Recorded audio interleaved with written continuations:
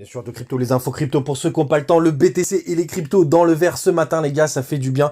Il y en a de partout, BTC 3,5%, 48 000 dollars. Et aujourd'hui, on va revenir sur le sujet du jour, c'est qu'est-ce qui s'est passé un an jour pour jour, puisqu'on a commencé à voir quelque chose d'assez exceptionnel. Ethereum, il prend 4%. Et il y a tellement de perfs ce matin avec tout ce vert qu'on est obligé de parler que des grosses perfs. On a Missile Sol 8,5%, Crypto Clébar qui pousse 14% suite à un tweet d'Elon Musk. Avax très très fort, 17% ce matin, Matic 14%. Bref, c'est tout vert, ça fait vraiment du bien à voir. Le Crypto Fear and Greed, il est toujours dans la peur, on est à 28 et c'est tout à fait normal. Quand on va en daily sur le BTC, ce qui est intéressant à voir les gars ce matin, c'est vraiment toutes ces zones de résistance et de support, je l'avais poussé sur Twitter. Donc tout d'abord, on a eu cette première résistance ici au niveau de la ligne rouge. Ensuite, on est venu essayer de passer cette trendline bleue.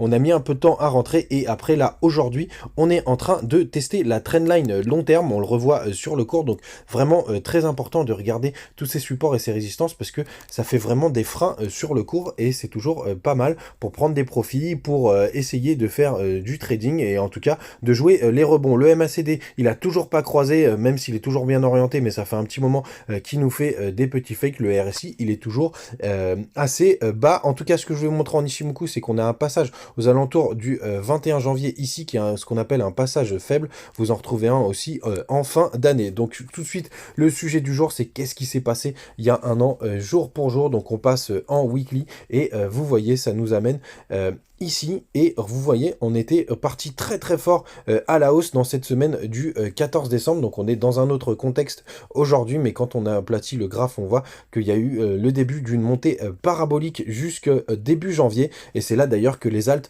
aussi ont pris le relais, donc c'est une date qui est assez importante. On va voir si l'histoire se répète.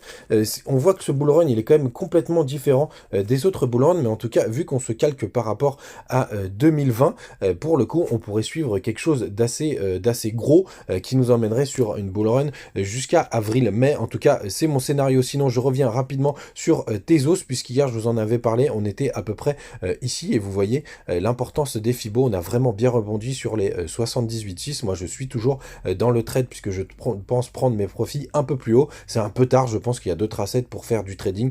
Si vous voulez en chercher, si ça vous intéresse, je vous en partagerai d'autres. Et si c'est le cas, vous me mettez un petit 1 et je vous dirai que quand je rentre en trading, et je le partagerai même sur Twitter. Faites attention à vous, passez une bonne journée et à demain.